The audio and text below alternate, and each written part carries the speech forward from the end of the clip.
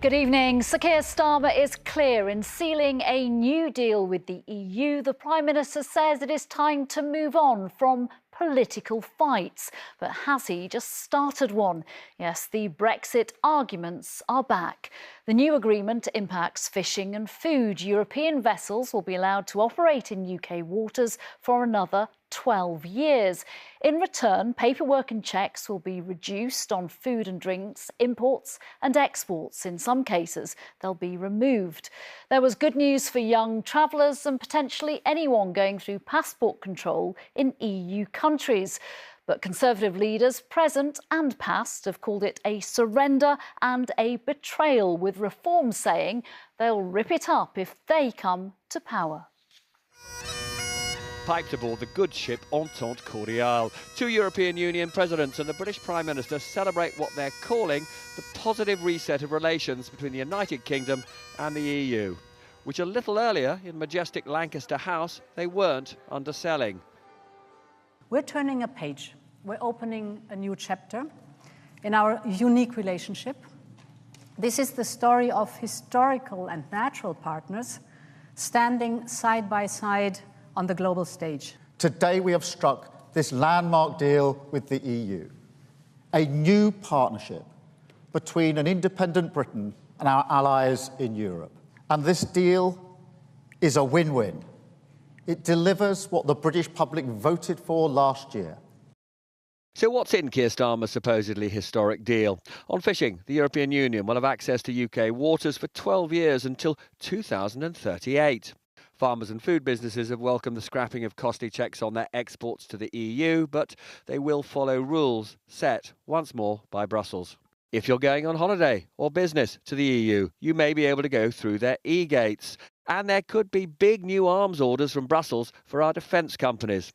Also, there should soon be a new youth experience scheme to allow capped numbers of European Union young people to live and work here for a couple of years, and vice versa. Prime Minister, isn't this almost the worst of possible worlds, in the sense that you've laid yourself open to accusations of betrayal from Brexit supporters because we are again having rules set for food by Brussels, while you're adding back just a 20th of the GDP, the national income, that we lost when we left the European Union? Other governments have talked and talked and talked with great rhetoric about what they're going to achieve, and achieved little or nothing. We've rolled up our sleeves, we've been serious and pragmatic, and we're delivering a very, very good deal for our country today. Many in the fishing industry beg to differ. And everyone was looking forward to finally sort of getting control of our waters and managing our fishing and hopefully improving the fishing industry for the good of the country, really. And now it looks like it's been given all away again. The former Prime Minister who took us out of the European Union and the party's current leader, Kemi Badenoch, agree that Brexit is being corrupted. Well, I think it's a complete and deliberate betrayal of Brexit, and it goes against what the Prime Minister said he was going to do at the election in 2024. He said he wouldn't go back on Brexit, on the freedoms that the British people won in that referendum. He's done the absolute reverse. As for reform, if you were to win the general election, what would you do? It is a disaster for this country. We'll just rip it up and we'll start the whole thing again. For them, and many in Britain, Brexit was a trauma. Now, smiling friends again. But the nature of that friendship is still work in progress. Robert Peston, News at 10. Joel is here to talk about all of this. Will we feel better off as a result of this deal? It's a very good question, and a closer trading relationship with the EU carries economic benefits and political risks. Many of the border checks and much of the paperwork that Brexit created for trading foods, plants and animals, they're all going, reducing cost, hassle and queues at the border. The agreement on the trading of carbon emissions will mean that British steel, aluminium and energy companies avoid penalties on their exports to the EU from next year. The government has run the numbers. It says these things will add up to £9 billion to the UK economy by 2040. Put another way, economic growth will be 0.3% higher in 15 years' time than it would be without the reset. But That offsets only a little of the losses that Brexit has caused, and this is according to the government's own forecast.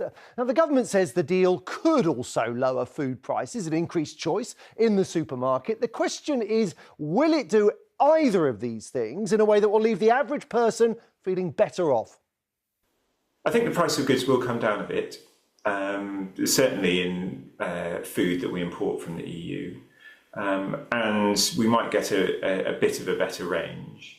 But I don't think it's really going to make a really noticeable difference to people's shopping bills.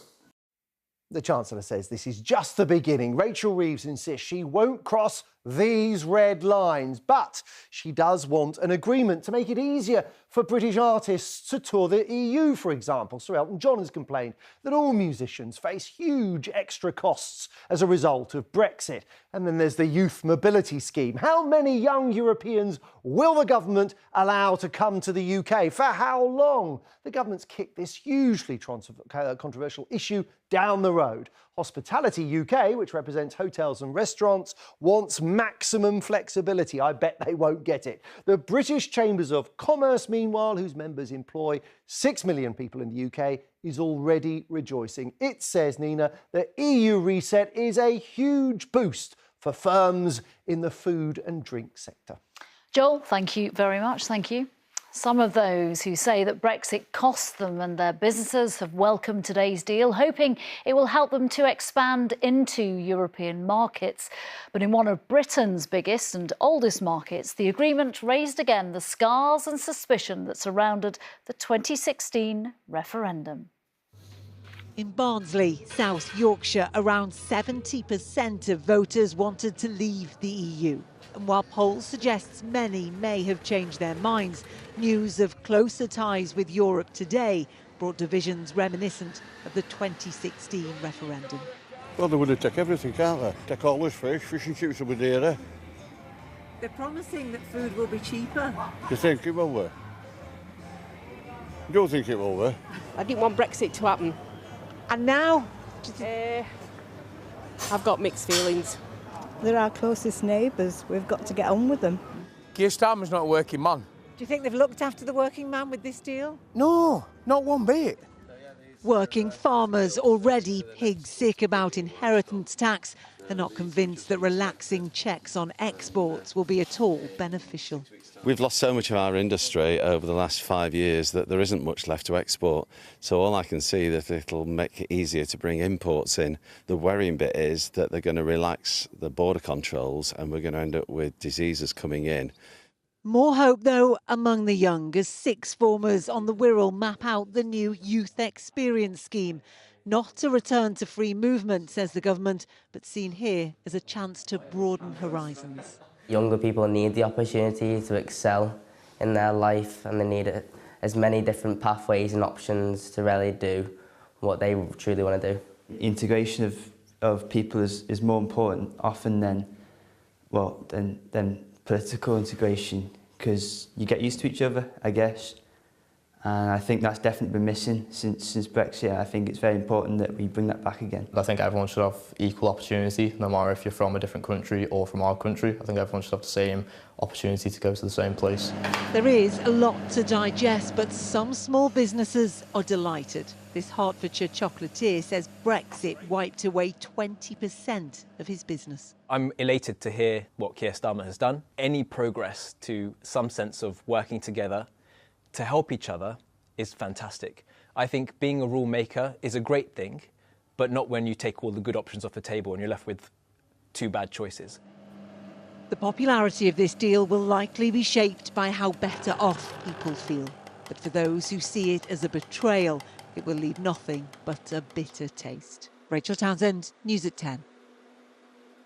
And James is here at 2. What just happened? How big a deal is this? It's nothing like as big a deal as some of Keir Starmer's own supporters inside and outside Parliament would have liked. But it's also clear we're not going to get a big, ambitious reset. It's going to be done incrementally.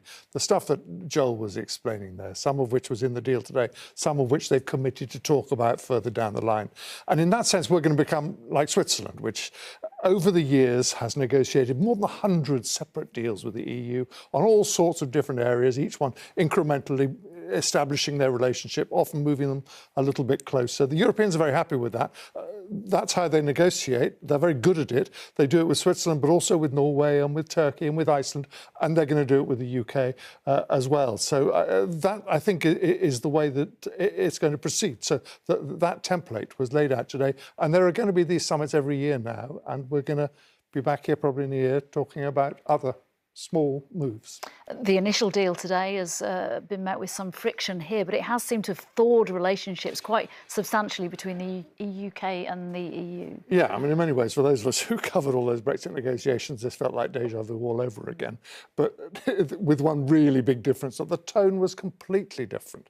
Everybody's saying, look, all those rows over the May deal, the Johnson deal, that, you know, the Northern Ireland backstop and the Windsor Agreement, they put all that behind us. We're only looking forward now. And really, see, what's happened is the world has become a very, very different place because of the threat from Russia, because of what's happening in Washington.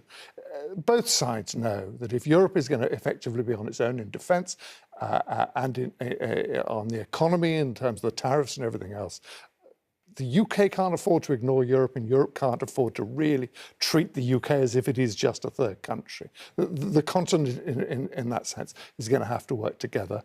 These people have spent a lot of time together as individuals over the last year or so because of the crisis in Ukraine and the economic developments from Trump. They clearly seem to like each other very much. Dear Keir, they referred to him so many times, actually, that the joke began to wear a bit thin at the press conference today.